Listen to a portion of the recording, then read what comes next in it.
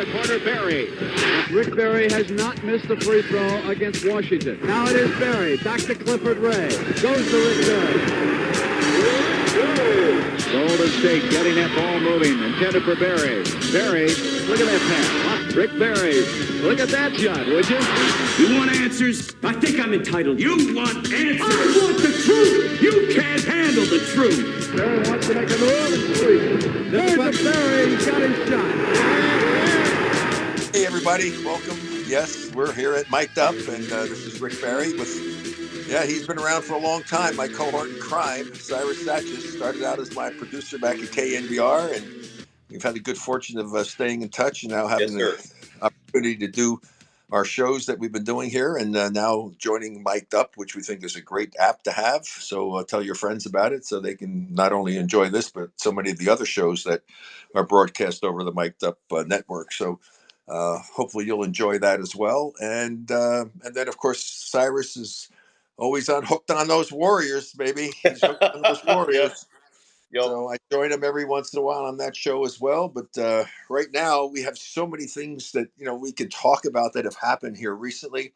But what I like to do, I always like to get, we have some calls and stuff initially, get some, because the questions wind up being something we talked about when I get rambling on at the beginning of a show. Right. So let's see what the questions are, and that may open up Pandora's box. Who knows? Well, before we get started on that, how are you feeling, sir? Your throat, your voice sounds a little scratchy. Are you doing okay? No, I'm fine. I'm just relaxing back in my chair at the desk in the office. So good to hear. Okay, doing good. Everything is great. Hope everybody, for all of you of the Jewish faith, hope you had a great, happy Hanukkah. Hopefully things get resolved over there, because that's kind of a tragic situation what's taking place. But I'm not going to get into politics. It's your show. You can if you want. Yeah, I know I can, but I prefer not to, because I prefer not to spoil my evening or my day. You know what I mean? Yes, sir. I do. So, I do. Because we are recording this in the evening. I just got back from getting to visit my youngest son, Canyon, who hopefully is going to make the USA 3x3 Olympic team. They just qualified for the Olympics, playing on the FIBA national tour, and so it's been great for him, and visited him and his new lady, Frances, who's a terrific young lady. So, thing is good. We've got the holiday coming up, Christmas coming up pretty quickly here. So I certainly hope that everybody's getting ready to be in the festive spirit for that. It was always one of my favorite times of the year, not just because of getting presents. It's just was a special time. Clifford Ray, my great teammate and dear friend Clifford Ray. He always said, well, at Christmas, everybody was so nice and friendly, and it's a happy festive time. So Clifford always leaves a Christmas tree up in his house all year long. Because he said, if people come into the house, hopefully they'll get, see the tree and be in a good spirit, which I thought was classic. Is it a real tree or a fake tree? Yeah, no, he has an artificial tree, but it's there all the time. No, he'd have to be changing the other one out all the time. Yeah, exactly. Yeah. Is it decorated year round, or does he? Oh yeah. Oh my God, incredible.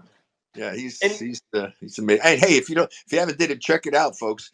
It's a great cause, the prostate cancer. He has a book called Clifford Ray Saves the Day. It's a children's book, a story about him when he saved the dolphin down at SeaWorld there, and a long time ago. It's a great story, and they made it into a book. It's doing well. He's been traveling around doing a lot of book signings, and the proceeds from the book are going to help with prostate cancer research down at Duke Hospital. So good cause. And your former teammate Clifford Ray is currently advising a team, right? The Timberwolves, is that correct? No, Cleveland. Cleveland, sorry. There you go. Yeah, so he's Cleveland. But they've had Cleveland's had so many injuries and stuff. In fact, that stuff we'll get into talking about some of the stuff in the NBA. Let's get to some of the questions and get that. Got it. Well, speaking of Cleveland, here is Jim at Cleveland. Hey, Rick, wondering if there's a point where the Warriors need to make a big move to change up their starting lineup via the trade, or are you comfortable with the core group of players that they can start to play better? Well, he sounds depressed about what's going on. He does. His voice there. But thanks for calling. And we talked a little bit about this. I mean, my suggestion was, and I said, sometimes these veteran guys, things aren't going well. Maybe you need to take on I called it, the David Lee, Andre Iguodala syndrome, is basically be a top-notch player and wind up going on the bench and coming in off the bench to help the team win. And Steve Kerr, I know he doesn't, listen to the show to listen to what I have to say, but they made the decision not to do. I was talking a lot about Klay, but they did the decision. They did it with Wiggins. And what I was proud to see is how well he responded. Now, he did have a bad game, but here's the thing. They got through it with that. They still won the game. And, so hopefully Wiggs can get into that, because it's not about you anymore, guys. This is about the Warriors. Yep. How the hell do we play better basketball to win? And if it requires me sitting on the bench as more of a veteran player, we got a lot of young guys. Those guys are getting great experience. You already have the experience. You see what's going on. When you go in the game, you do the things that you see need to be done. Maybe they aren't being done. So it's a really important role on a team. I don't know. I don't think people put as much emphasis on it as they really should. I mean, the reason I speak so affirmatively about it is because that's what happened in '75 when we had the amazing championship run that we had. Our bench guys were cheering and doing stuff. They put him in the game. I mean, it didn't matter who was in there. And if somebody wasn't going good, he comes out. The next guy comes in. Now, we didn't have a situation where we had a really good player doing it, Jeff Mullins. He was an all-star player. Jeff Mullins was willing to be a bench player. I mean, when you have stuff, and then we got Bill Bridges, right? Another guy was a hell of a player during his day, and he was willing to come off the bench. So we had two guys just like the Warriors that I mentioned, right? With Lee and Iguodala. We had the same thing. We won the championship. So you bring up do that. You bring up the Lee Iguodala reference. Do you see a similarity there between those two, and then maybe Wiggins and Kuminga? Because I have to give Kerr credit for sticking with Kuminga this last game. I thought it was a difference maker. Previous game, he kept Wiggins in the game, and they barely beat one of the worst teams in the NBA, the Portland Trailblazers. They're playing Boston this last Tuesday. Sorry about my pup.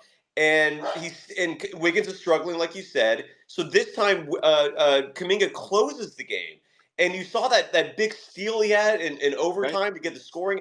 I love Kuminga personally. I mean, I think you know that. But what are your thoughts on that comparison between what happened nearly 10 years ago? It's crazy how fast time flies, and more recently with Wiggins and Kuminga.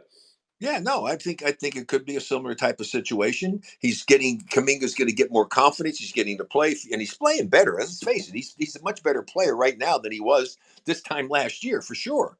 Right?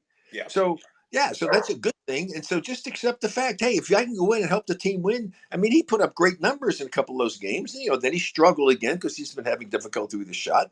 And of course, the real pleasing thing is, what's happening with Klay. I'm sure we're going to get something about that too. So we answered the question about that. I'm happy with what they're doing. They're giving more time to the younger players. I mean, I think that's a critical element for a team's success. We had it again in '75. I talk about it because I experienced it.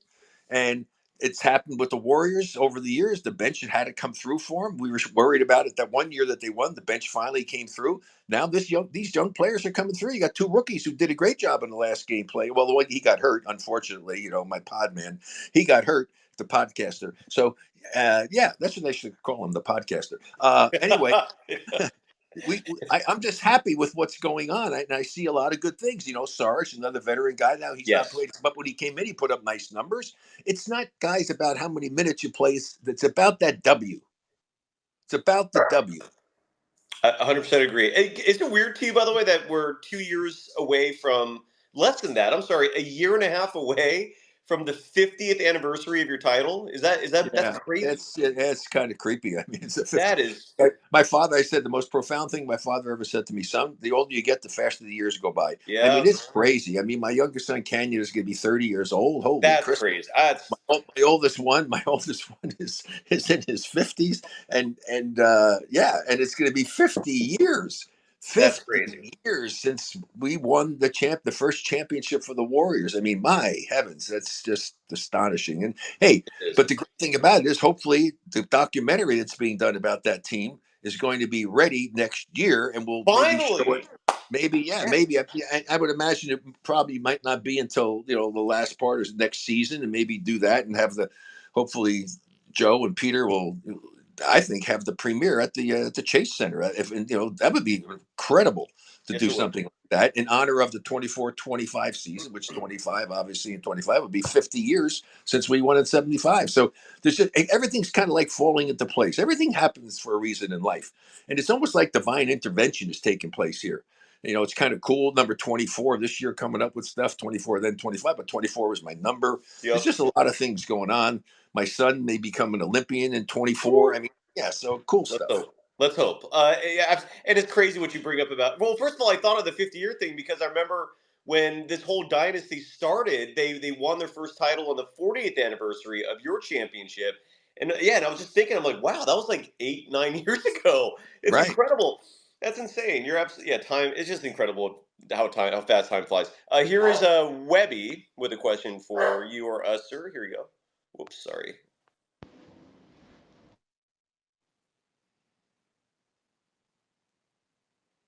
Not hearing anything. With him out, some of the younger players are getting a chance to have more of an impact on the game. The Warriors can see what life would be like without Draymond. Is this the beginning of the end for him? What do you think? Did you miss the beginning of that? I'm sorry. Yeah, well, Draymond, being out, the other guy more getting chances to play, but that's part of what life is. I mean, it's as if the guy's hurt. Somebody's got to step up. Somebody's got to get the job. That doesn't matter because it happens to be the suspension. So, and since he brought Draymond up, thinking about what's happening, if somebody comes up with it, I'll probably have to answer it because it was foolish. Because it's a good segue into Draymond. So I'll get out what I wanted about Draymond. I mean, you saw all the stuff you showed what Shaq came out with. In defense of him, saying it's ridiculous. It's crazy that he's he doesn't need some therapy or things of that nature. I think it might be in this case. I don't think it's an issue for the Warriors. He'll come back. He'll play. He's a Warrior in heart too. Not just as a name as a Warriors. Very appropriate matchup there because he really is truly a warrior. He's a battler when he goes out there. And here's the thing. See, I can relate to Draymond in respect that I was very outgoing and doing things. I didn't do as many crazy things as he's done, but I cared about it. I had passion when I played, and that's the thing with him. And obviously, he stepped over the line a number of times doing the things that he did. I'm not here standing, what he did was wrong, was right. No, it wasn't right. But the problem for me that I have with this is that because of what happened with the last incident, they said because of prior situations and things that have happened, he's going to get a suspension and going to get therapy. Now, I ask you this. How do they know if the therapy is actually going to help him and he's going to be okay and do it? Why? Like he's going to have some miracle thing just by the way he talks to the therapist that he's going to know that Draymond will never do that on the court the next time. And even like Shaq say, some guys are personalities. Guys play. They're physical. That's the way they play. What bothered me most about the whole situation and the decision that came down is that it was not a blatant, flagrant type of thing that was premeditated. Mm-hmm. It was a reaction to him getting shoved and pushed by somebody. He never even saw what was behind him. He never was. It's not an intentional hit. Okay, by any stretch of the imagination. And so, because of that, I can understand if he saw it. It was a blatant thing. Face it up. But no, it was. He never even saw him back there. Yeah. He kind of flailed his arm, but the guy pushed him and did it, and his arm wound up hitting him, unfortunately. I mean, had it not hit him where it hit him, it would have been no big deal. Agreed. And then because of that, you take that incident and put down such a severe penalty? But again, yes, I say, everything in life happens for a reason. Because of this, just like our caller has mentioned, look at what's the opportunity now that's being given to some of these other guys. Yep. And here's the beauty of it. They're responding to it. They're getting a chance to play. They're putting up some nice numbers. They're going to get confidence in themselves and their ability. So when Draymond does come back, the team is going to be better. This will be a better basketball team, not because these guys have gotten the chance. And Draymond's working out hard. I'm sure he's going to be keeping himself in shape. I guess I don't know what the deal is with this. Can he practice with the team? I don't know the rules on it. Practice, he's allowed to. It's the game. Okay, well there you go. So he'll scrimmage whenever they can do it. So it's going to get some action, and he'll be a part of it. He'll work out. He's not going to be super out of shape. But there's always a difference in playing a regular real game against doing scrimmaging in practice, obviously. But it's interesting. It's really interesting how this is all kind of fitting together and playing out. And the pieces of this crazy jigsaw puzzle that have been spread out all over the table are starting to come together. And that's an encouraging thing. If you ever done a jigsaw puzzle, you know that all of a sudden, boom, boom, these pieces. Oh, this piece goes here, this piece goes here, and you're observing whatever. That's what's kind of happening. What Kerr's doing. I'm saying, well, this piece is out of place. Let me move this over here, and he's doing a good job of it. And the guys are responding. I mean, that was even though Porzingis didn't play and there's other stuff going on, but that's part of basketball. The bottom line is they played one of the best teams in the league. Played one of the best teams in the league. And they were able to come back at home down 17 points at one time in the second half. It was such a crazy thing. I mean, if there's not a chance in the world they would have won this game in Boston. You might be right. No, I know I'm right. Oh, fair enough. You're right. Yeah, I'm just saying I know I'm right. I wouldn't even bet, but I would have bet money on that. As far as saying, okay, the Warriors are going to be down 17 in Boston in the second half, but they're going to come back and win. Hell no, no way. That's just not going to happen. Mainly because they had the deep hole syndrome going on, which I always talk about in broadcasting. I brought up. What that is you fall behind, then you fight to get back, and then you fall behind again, and you use up the energy to fight to get back again.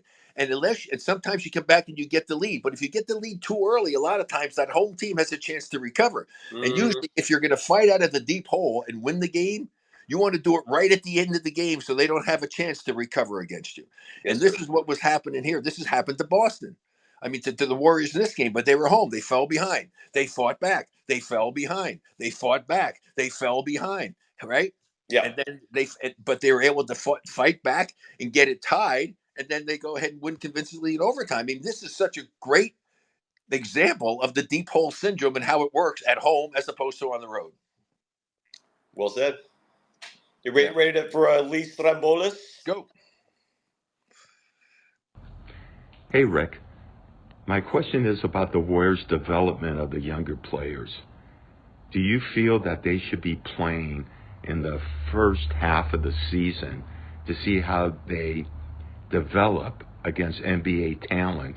And if not, maybe send them back to the G League so they could work some of the kinks out of how they could develop better to become a better NBA player? Yeah, good question. We talked a little bit about that, but it's actually been happening. Some of the guys have been gone down and they've gone to play for the G League team and had an opportunity to get some run in, work on some things, and making the most of that. And they are getting a chance to play more. Yes, what I'd like to see them. I've been talking about from day number one about these guys getting a chance to play. And I talked about it last year I said, listen, if you don't play guys that you draft and you have over there and play, you still have a rookie come playoff time. Yep. And that's the last thing you want necessarily, because you don't always have to count on them. Although I will have to say a couple of rookies on the team right now are showing some great promise for the Warriors, which is terrific. And the guys that we talked about that have taken a few years to get some, maybe just some confidence in themselves and their ability, feeling that they believe in themselves, that they can play at this level and at a high level would be the two draft picks that we talked about. Of course, the one we drafted, we sent them away. We sent a couple of them away, which I think were good moves as it turned out. And in this case, Moody and Kuminga have been, showing some real signs of players that will be an important part of the team's success. So it's great. Agreed. I absolutely. In my opinion, these young kids should be front and center. They should be getting some real minutes now, and I'm glad that they are getting that. Conso Rad from Danville. Hey Rick, Merry Christmas. This is Conso Rad from Danville, California. Really enjoyed the last game. Everybody's talking about that last shot that Stephen made, which was truly a beautiful raindrop. But that shot wouldn't have mattered if it wasn't for the contribution made by the young guys. So I'm just wondering what your thoughts are about the lineup going forward, and the role that the young guys are going to have to play for the Warriors. Yeah, no, I think the roles that these guys are going to have to continue to play consistently. Mm-hmm. That's the problem we have with two of our veterans. They weren't playing consistently. In fact, they were actually playing subpar based upon the performance that they've had shown in previous seasons. And we're talking about Wiggs and Thompson, right? So, yeah, it's playing itself out really well. I really like what I'm seeing. I mean, and even like the last game, I mean, Steph is the guy that you count on. But hey, What about the win up in freaking Portland when Steph was 0 for 8 from threes? Incredible. You know, Yeah. that's the kind of thing I try to point out all the time. I said, son, if Steph Curry can go 0 for 8 from threes, it's okay if you have a bad game shooting. I mean, if it can happen to him, it can happen to anybody, right? And so what happens? Wiggs steps up big time in that game, and Klay steps up and does it. And the team stepped up. I mean, this is what a team is all about, guys. And ladies who might be listening, Consul Red is a regular, as you well know. And I mean, this is exactly what team basketball is about.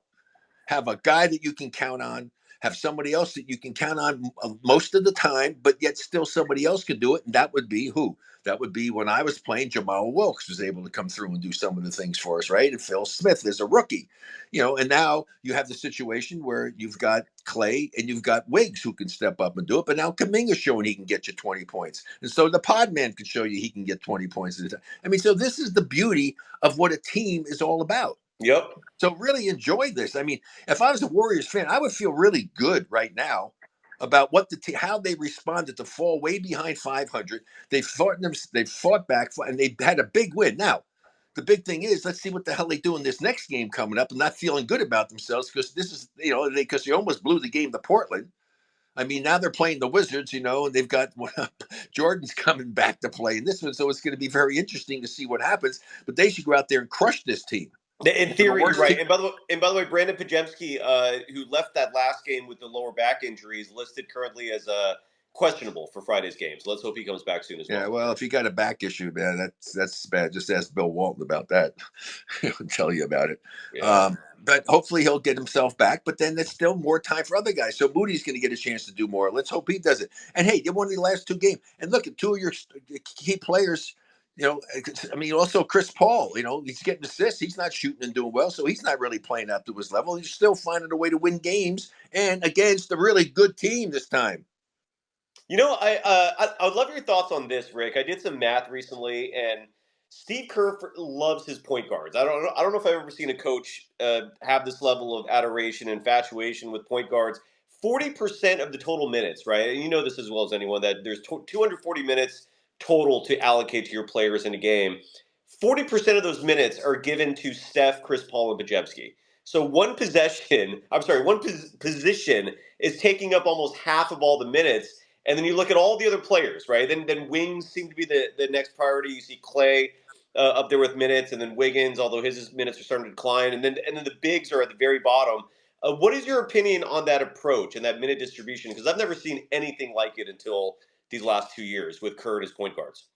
Yeah, well, I mean, you use the personnel that you have in the most efficient way possible. And this is why he's been experimenting. This is why I told you, I'm not going to sit here and criticize Steve Kerr. He knows what they're doing in practice. He knows how they're appealing. He knows what their attitude is on a daily basis. I don't. I just watch the game. I can evaluate the game and talk about what I just saw. And so, and obviously he's finding a nice mix now and trying to see what's really going to work. And that's why I'm praying and hoping that Wiggs will accept this role. If they're winning and going on and doing it, accept the role. Play the way you played in the games before this last one when you struggled with your shot. Put up 20 points coming off the bench, right? 15, 20, whatever. Just accept it. Yeah. That just makes you so much better as a team. The only thing, what I love is that they also don't quit. They could have quit in that game against Boston. Correct. They're fighting. Easy. Still. They're fighting still. No, you're absolutely right. Easy. They fought and they clawed. They got their way back in the game. It's like Tiger Woods says when he's having a tough round. I was grinding today. Okay. And the Warriors have been grinding. And I'm really happy to see that. And I'm proud of those guys for what they're doing. Yeah.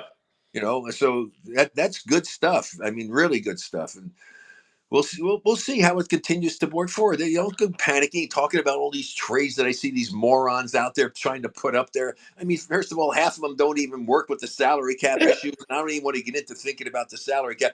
You just tell me about what? Why are you going to trade? What did they? What?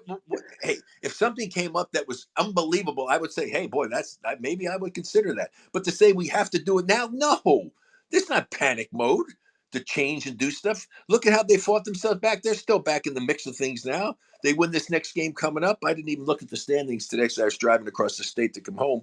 And so if they win this game, they're still right there. I mean, it's not like they're trailing. to get in the playoffs and have a road trying to climb, Mount Kilimanjaro or something in the middle of the winter. I mean, it's not the case. They're a game behind the Rockets and the Suns for the play-in, and then a game and a half behind the Lakers. And so that's just for the play-in. They're the 11th seed. But all of that stuff's going bad, and they're a game and a half out of the playoffs. I mean, come on. And you got so many games left to play. God only knows what can happen. And if they keep performing and playing the way they're playing here, get Draymond back and find out things are working and everything, let's evaluate it as it's going along. We hit a rough spot. Every team usually has a rough spot. Very rarely that a team goes through a whole season without a couple of weeks where they suck or having trouble winning, even the greatest ones. I mean, I think that one Chicago team was about the only one that didn't have a period where they struggled some. And of course, the Warriors, when they broke the record, it was a very short thing. So, the Warriors hopefully have gotten their bad time out of the way here early. Let's hope.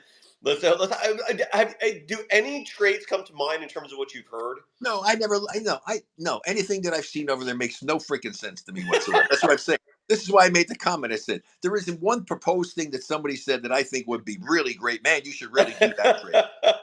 Love it. Here is Wick, I think. Unfortunately, Mike Dunleavy Jr., who's a Duke graduate, is smart enough to realize that himself. And kudos to Mike Dunleavy Jr., by the way, for the Brandon Pajemski pick, because you're not always going to hit a home run with a mid-late first-round pick like that, and so far so damn good, in my opinion. Here's Wick. Hey, Rick. This is Tim from Danville. Two-part question. One, do you think the Warriors will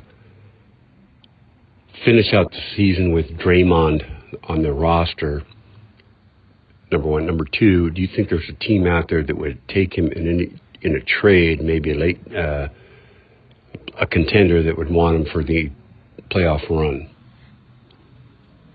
Yeah, well, to answer that question we talked about, yeah, he'll be there. I mean, I don't think he's going to go out and do anything super crazy that would get him suspended for the whole season or anything of that nature. And sure, would somebody take him? Hell yes, there'd be some teams that would take him. A team, yeah, somebody would take him. Hell, I think, yes.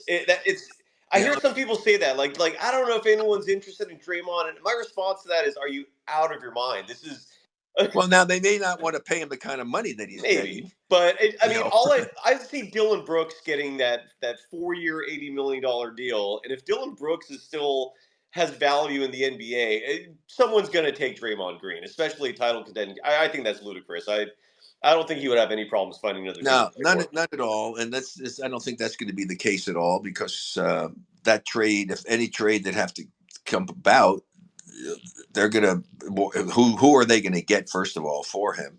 If they were to decide that, we're playing really well now without him, we don't really need him. It depends on who it would be. I'm not saying, anything can happen. And it happens to be the right person. I couldn't tell you who the right person is. Let everybody try to go figure all that crap out with the salary cap and everything. And if they bring the name up, then we'll look at the player and forget the salary cap, forget the money. That's irrelevant in this case. I mean, other than the fact that they can't make the trade if they can't do that. But if that's the player, let's evaluate that player. See, is this someone good to bring in to replace what they got from Draymond Green and make them better? Because if it's not going to make them better, why the hell would you do the trade? 100% agree with you. Yeah, but I love the point you made earlier about the fact that there's no guarantees. Therapy, counseling, whatever he ends up is going to do a thing.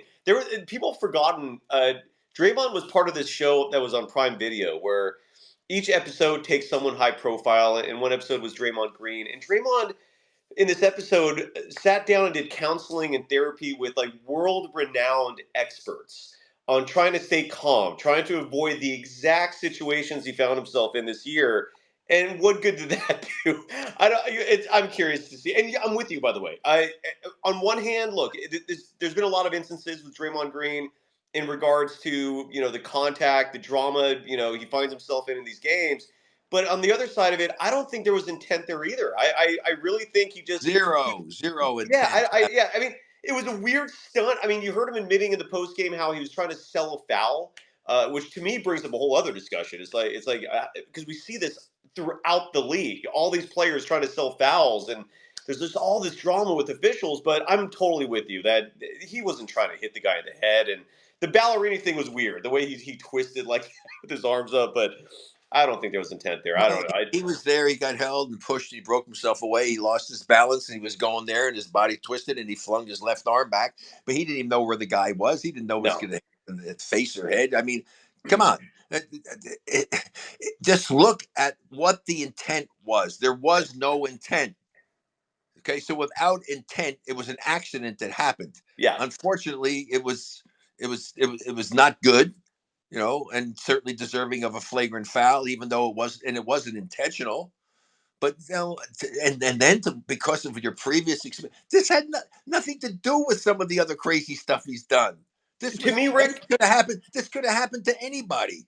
Agreed. And Rick, I don't know if you agree, if you're on the same page with me. To me, I see this as a metaphor of the Draymond situation. Would be a bad driver, someone who is not intentionally getting a lot of tickets for running stop signs, speeding, but at a certain point, even if none of these things are intentional, they're going to take your license away.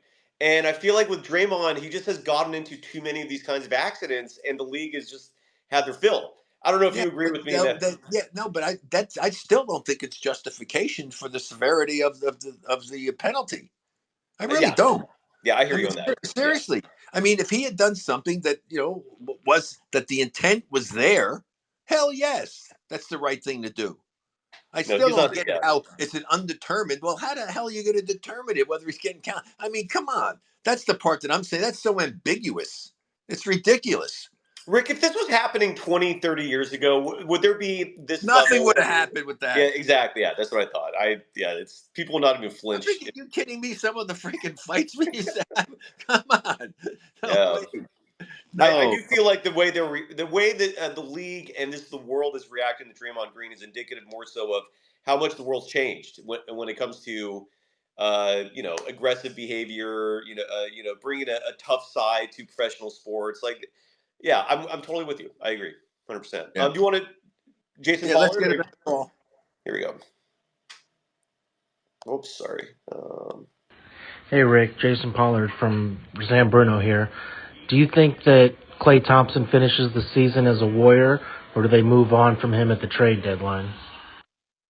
Oh, I can't imagine they're going to let Klay go. I mean, he's a battler.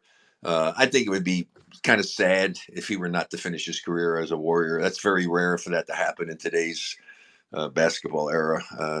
It just doesn't seem to be the case. And he was struggling at the beginning, but his struggling numbers are better than a lot of guys' good numbers. Yeah. So, I mean, seriously. I mean, and look what he's just done. All of a sudden, he's come back and he's shown what he's certainly capable of doing. And I told you before, if you just look, I hate having to do it. I didn't want to waste the time, but do it. But if somebody were to go back and look at Klay's scoring game-wise during how many he got, what he got, I guarantee you it's more like a roller coaster than it is a drag strip. Well, Rick, I wanted to give you your due because you're one of the only people who have stuck with Klay through this whole slump. You've been saying, and you've been emphatic, you've stuck to your conviction here, which is that Klay is an up and down player, and he goes through slumps. And you're one of the only people who thought that he would snap out of this. But the thing is, he believes in himself. Yeah. I mean, come on, look at the fact that this guy is back playing at the level he's playing with the 2 injuries that he had is a miracle. It is. It's a miracle to modern. It's a miracle to modern medicine, and it's a miracle. That's a miracle for modern medicine, but it's a tribute to Klay Thompson and his desire to want to play and get himself back and go through the rehab he had to go through and to play at this level. But I'm just saying, if somebody would look it up, I might be wrong, but I would think that you're going to see, my mind is still pretty sharp, that there's a lot of times he's scoring points and blah, blah, blah, and then he doesn't have a great game shooting, but then he's another one of these here. And even as great as Klay is, Steph has that habit. Look, he just went 0 for 8. Well, that's what happens to most shooters, right? I mean, that's what happens. You shoot, you do. It's like, you shoot your way out of it. You got to believe in yourself. Yeah. You don't just all of a sudden, oh my God, I can't shoot anymore. No, that's the same thing that happened. What does Steph do after 0 for 8? He comes back and he throws a dagger again. I mean, and shoots up 50 something. Incredible. Come on, this is what the game is about. This is what these two guys are about. I mean, It's incredible. they're both very special players. Agreed. And Klay, the last 4 games, has shot 50% from three. He's the team's Right. leading scorer. I did my research on Klay in terms of the starts to the season. I haven't done my research in terms of the entire body of work. I'm sure Yep. there was some sort of chart where you can see like a line graph where it's like parabolic in terms Right. of up and down. But in terms of Good word. I like that word, parabolic. Nice. but there, in terms of like starts to the season, he's never had one like this. This was by far the worst start he's ever Yeah, had. no question. I read that people talked about it. Yeah, so he had a tough start. Yeah. And you know what? Even though he might not admit it, not having the contract and doing stuff may have weighed on his mind. But he's a smart enough guy to know, hey, I can't let that impact the way I'm playing. So maybe his focus wasn't as good as it should have been. And so he went through a tough stretch. But hopefully this is now the resurrection, and he's back. Praise the Lord. Let's hope. Let's hope. What are your thoughts on Trace Jackson Davis? I love this kid. I thought he was a huge reason why they won this last game. 13 rebounds, a plus 25 in the net rating, meaning when he was out there, the Warriors outscored the Celtics by 25 points. Yeah, he's showing that he has an impact on the game. I know you've been a big fan of his, talking about it. He hasn't got a whole lot of opportunities, but I read a good story about him, about the comment he made about the people you're going to be sorry. And that's the way. Listen, I'm telling you, that's the way I felt when I didn't get picked number one. And I love that. And that was one specific team. And in his case, he's got a bunch of teams that could have had a chance to get him.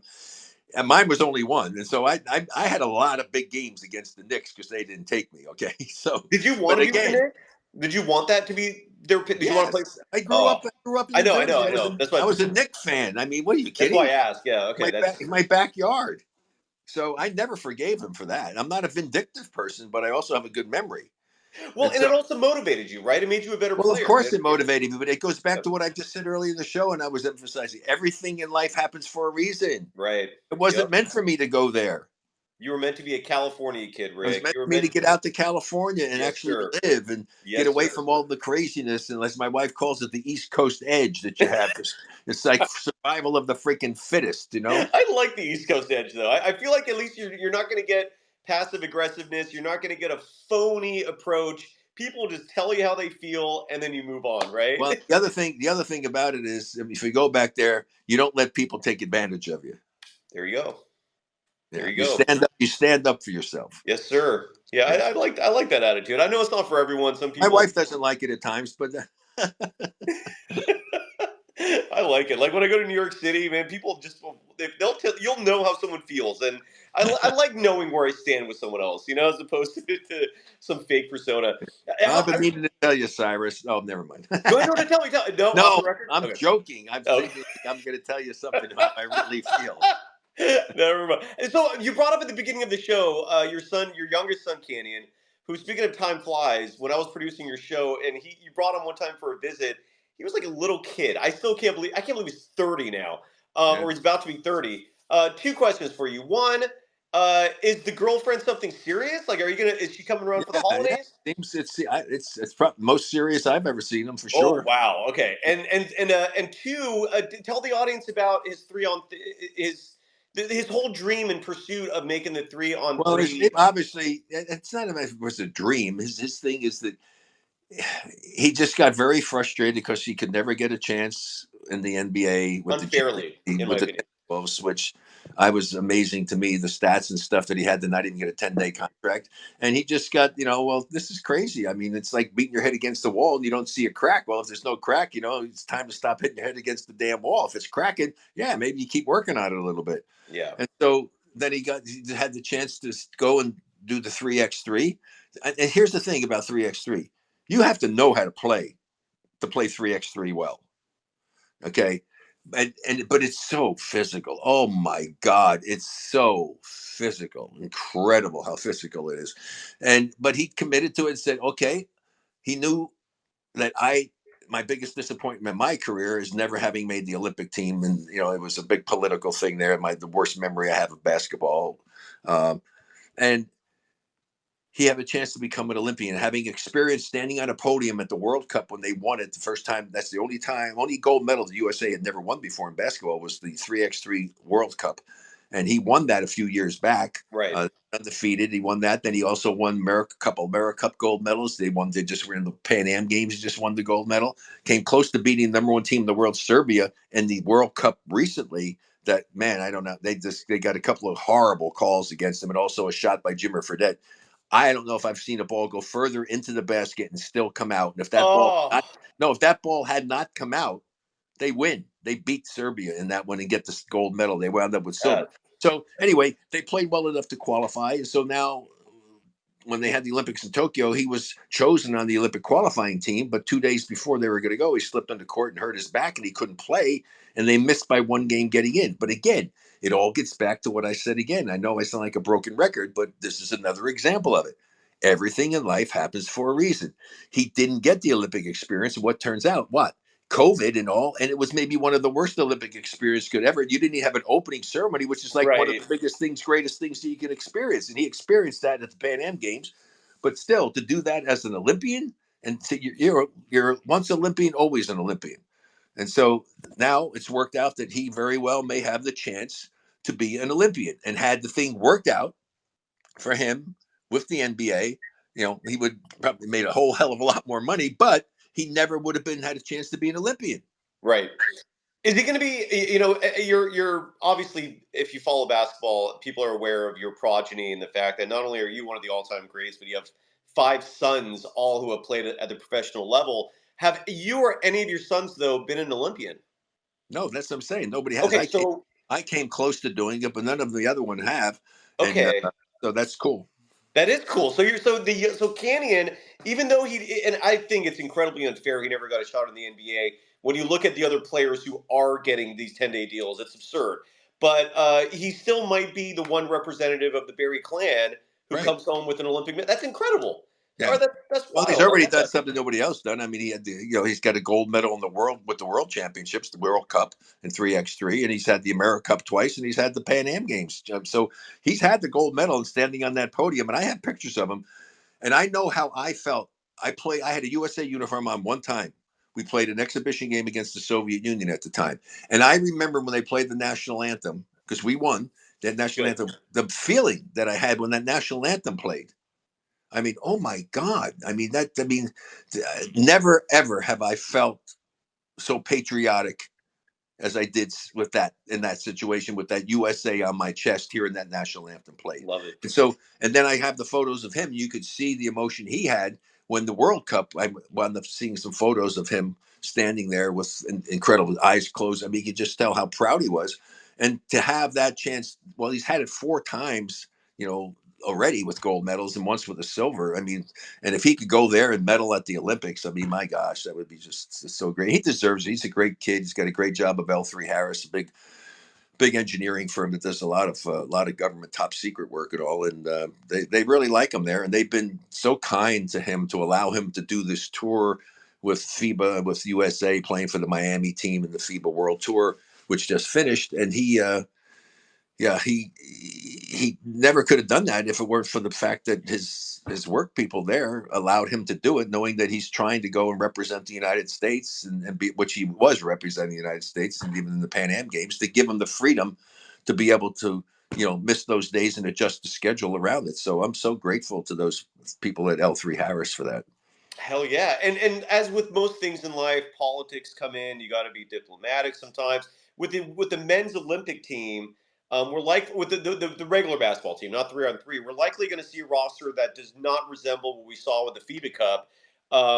Is that kind of politicking going to play into the 3-on-3, or is the sense that the unit that's been playing together is the one that's going to represent the U.S.? I wish that were the case, the latter, but it's not what they have. As they can make some changes and do things. If you've watched other Olympic things, I mean, in track and field, a lot of times in relay races, the guys don't run the relay, in the qualifying stuff, and they save them for either to go to the medal round or just to run even in the medal round. Right. So But that's a little different because it's just a one-time thing with the trial, with the competitions taking. In order to get to the Olympics, they had to play their butts off and win contests, finish well, get points and stuff to qualify for the Olympics because there's only 8 teams that are going to be in there.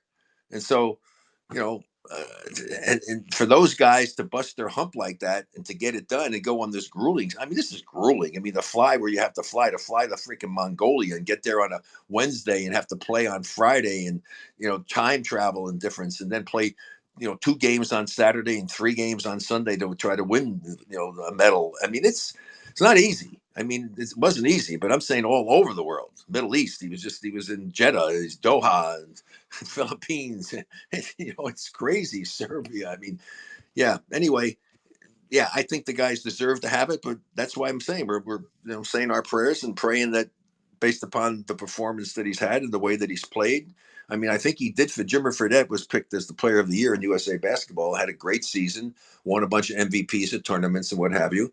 One of the top 3-point shooters there. But actually, I think for the World Tour thing, I think that actually Canyon's 3-point shot percentage was higher than Jimmer's. So that's a good thing as well. But yeah, so I'm hoping it works out.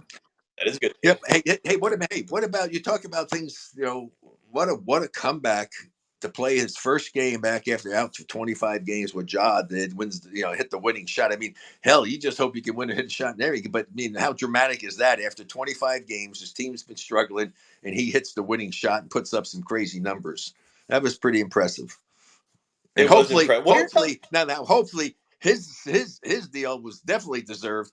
And hopefully he's learned his lesson because he's got 3 strikes. He's got 2 strikes. He's done if he does something stupid like that again. Big time. Well, what were your thoughts on the in-season tournament and what we're seeing after it? Because the 2 teams that made the final, the Lakers and the Pacers, are both struggling, and they're both blaming the extra energy and effort they put into this in-season tournament. That's bullshit. The extra energy has nothing to do with it. You know what it is? What? It's the focus.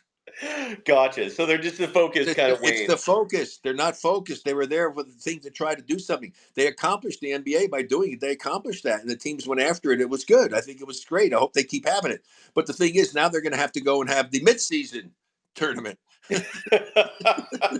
Because then you got an incentive to keep that focus going to win some more extra money, even though you don't have enough. I'm only making $8 million. I need another 500,000.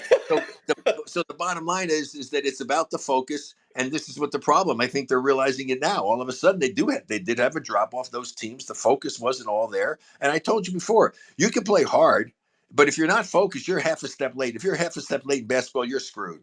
Well, that's what I feel like is going on with Wiggins.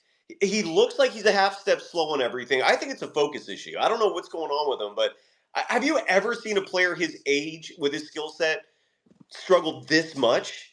And he's 28. Well, I mean, it's crazy what's going on. No, I don't know. The first part of the season, he definitely was struggling. And he had his issues last year being out, and he still never was quite himself, although he was. He surprised me that he played the way he did, but he was not himself. And so he hasn't really been himself. Those 2 games when he came off the bench were the best 2 games he's played in quite some time. Yeah. Okay. And so he's capable, obviously, of doing that.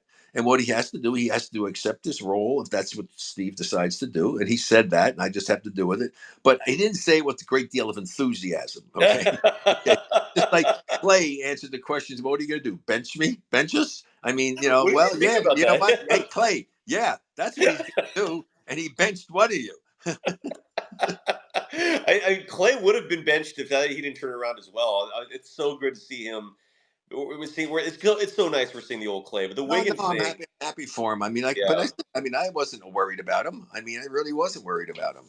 Now Wiggs know him as well as Klay and been around as long, and being what he went through last year, and he's never. I think those 2 games were the first time he showed really himself again, the way he was prior to leaving for his personal reasons. And hopefully he'll get it together. Although then he laid an egg in the next game after those first 2 and didn't do well at all. But it paid off because this time Kerr stuck with Kuminga, and we got a chance to see what happens when Kuminga plays extensive minutes. and the result is he can play. Like it worked out as you've said with your broken comment speech. And by the way, or your broken record speech. And if you're going to be a broken record about anything, be it about that, because you're absolutely right. Things Yeah, well, incredibly I'm just hoping that he'll buy into it if that's what Steve decides to do, and if they can continue to play well, then live with it and accept it and say, hey, this is working, this is cool.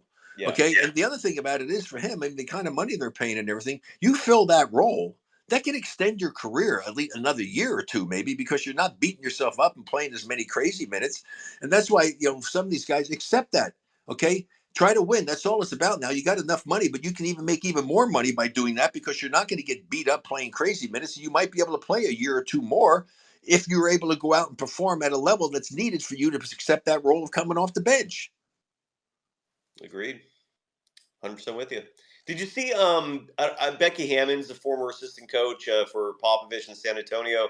She came out and answered a question about whether or not Jaylen Brunson, the point guard for the Knicks, whether he's enough for the Knicks to lead them to glory, to a championship. Her response was, you can't have your 1A player, your best player, be a small player like Jaylen Brunson. The only exception to that was Stephen Curry. Do you agree with that sentiment? Well, that means that it can be done. Right? Yes. Obviously it can be done. It just depends upon who his supporting cast is. Yeah. It's a team. What I would say is that, and I said it when it happened, because the NBA copy stuff, when Spud Webb came in and Muggsy Bogues and those guys, I said, I am telling you right now, there's no way that any team in the NBA is going to win an NBA championship if their starting point guard is one of those guys. Somebody, no, not against them, anything against them. They were terrific at what they did. But as a starting point guard, no, there's no way. And of course, they realized that was the case. They even realized that it's hard because of the quality of play and the size of guys. They couldn't even get away with it after a while. Teams adjusted to it. Like, I couldn't believe myself when they would go in a game, how the other team didn't just post them up every single time and just to brutalize them. I remember one game when Brent was playing, I forget which team he was on at the time, and Muggsy comes into the game, and he's guarding him. Why would the hell? Brent is a great post up, can pass the ball, shoot the ball. Why the hell would you not post up a 6'6" guy with a wingspan that's super ridiculous against a 5' something guy? Exactly. I mean, are you freaking kidding me? In fact, the one thing about Don Nelson that he did that I thought was cool was that even though it wasn't like the big mismatch, but sometimes if you got a guy and he can take advantage of it, Baron Davis of the Warriors is a great post-up player. Yes, he is. He was Absolutely strong. He had some size. And I had a kid that played, some guys that played for me that was 6'3", and I'd post him up all the time because he was a beast in the post. Doesn't have to be a 7-footer to go get post play, folks. Agreed. Yeah, I'm with you 100%. Oh, man. Rick, an hour flies by like nothing every time we do this, in my humble opinion. Yeah, well, we haven't talked in a while. There's a lot of things happening and going on, in the league. And to me, the biggest thing is that, so many surprises as to the teams that are up at the top of the list as far as in their divisions and all. I mean, Minnesota, what they're doing, and what the Orlando Magic are doing. And then the fact that some of the other teams are as bad as they are. I mean, 2 wins, Detroit. I mean, they've got a multitude of injuries there and all, but 2 and 3 wins only in 20-something games. I mean, that's painful. That's You're right. painful. You're right. Painful. Has Brent had any fun stories? I don't know how often you speak with him, but has he had any stories about Wembanyama? I know obviously he works for the Spurs. I know he's more on the G League side. I wouldn't bring stuff up and talk about business, and that's his business. That's his life and doing stuff. Fair. That's fair. I would never say anything that he said and all, because people could take it and say something and take it out of context and blah, blah, blah. I'm not going to talk about what's happening with my son. That is true. I learned that even trying to be nice when some other things went on in his life, and also just keep your big mouth shut, Rick, and let him do what he does. Well, I wasn't asking you about dirt. I was asking more so just. No, I'm talking about dirt. I mean, the things that are happening. Yeah, but the thing is, if I said that, suppose I said, well, he doesn't. I mean, I'm certainly not going to tell you if you say, well, I don't think the guy's, he's a big stiff. I don't think. I mean. That was Doug Moe's favorite thing. Oh, he's a stiff. No, so he wouldn't say that. But I'll tell you what I saw was a perfect example of what's going to happen. They could do that a number of years down the road. They showed the other day when Milwaukee was playing, they showed Giannis when he first came in the league, a picture of him and the picture of him now. I mean, it's like a different body they have on him. Okay? Completely. They turned him into a beast. Okay. He looked Now totally I different. don't You're know right. if I don't know if Wemby's as wide as Giannis.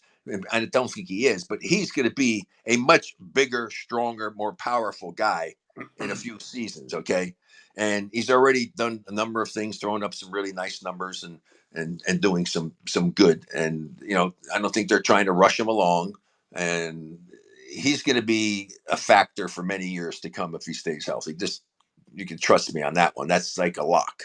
I mean, I don't know how dominant he'll become. That remains to be seen. I personally would be working on him as low post game for sure, and they do that. They put him down in the post a lot and make sure. Like I never could understand why Dirk Nowitzki they wouldn't have him turn into because he was having such mismatch size wise. Yeah. Why would you not take advantage of that? I just don't understand that. Well, I think one that's of the why principles. Hey, one of the principles of every sport is what do you do when you play an opponent in a team sport? well, you Even in find the mismatches. individual sport, if you're playing against somebody in the same sport, I'm not boxing, whatever it may be, you exploit the weaknesses of your opponent. Mm-hmm. And so if he's got a size advantage and is great in the post, he can throw over people, do whatever. Why would you not post him up against this? If you got a small guy on him immediately, as soon as you see it, they match up. If he's got a small guy, whatever the hell you were thinking of running, screw it. You go immediately to the offense that you have when he has a mismatch.